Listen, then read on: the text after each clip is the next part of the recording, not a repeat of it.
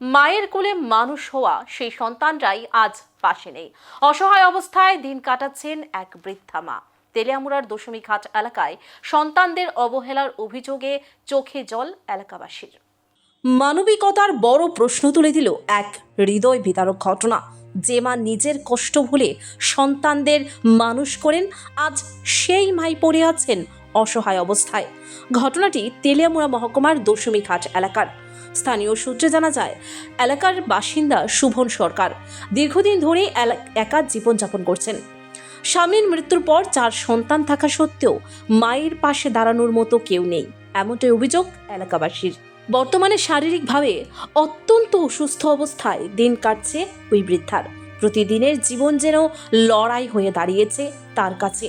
খাবার জোগাড় করা থেকে শুরু করে চিকিৎসা, সব কিছুতেই ভরসা এখন প্রতিবেশীদের সহানুভূতির ওপর। এলাকাবাসীর দাবি, তার 2 ছেলে মেয়ে, 2 মেয়ের মধ্যে একজন মেয়ে সোমা সরকার সমাজে প্রতিষ্ঠিত, সরকারি চাকুরিতে কর্মরত, কিন্তু তবু মায়ের প্রতি দায়িত্ববোধ দেখা যায়নি বলে অভিযোগ উঠেছে। অভিযোগ অনুযায়ী বড় ছেলে বাবুল সরকার মাঝে মাঝে মায়ের পাশে দাঁড়ালেও পারিবারিক সম্পত্তি নিয়ে তৈরি হয়েছে বিরোধ। বৃদ্ধা নিজের সম্পত্তি বিক্রি করে বড় ছেলের কাছে থাকতে চাইলে বাকি সন্তানরা তাকে আপত্তি জানিয়েছে। এই ঘটনায় ক্ষোভে ফুঁসছে গোটা এলাকা।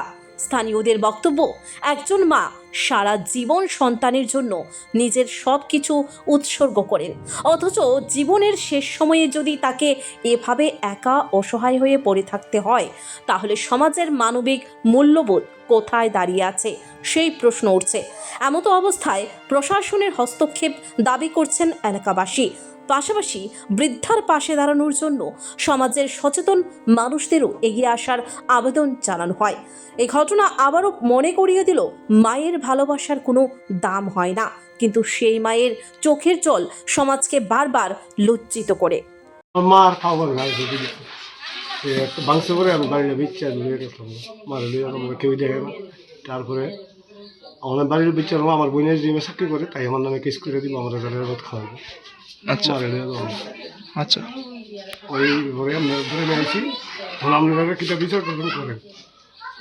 কি নাম আপনার? আমার নাম বাবুল সরকার। আপনার মার নাম? মার নাম শুভন সরকার। আপনারা কয় ভাই কয় বোন? আমরা 2 ভাই 2 বোন।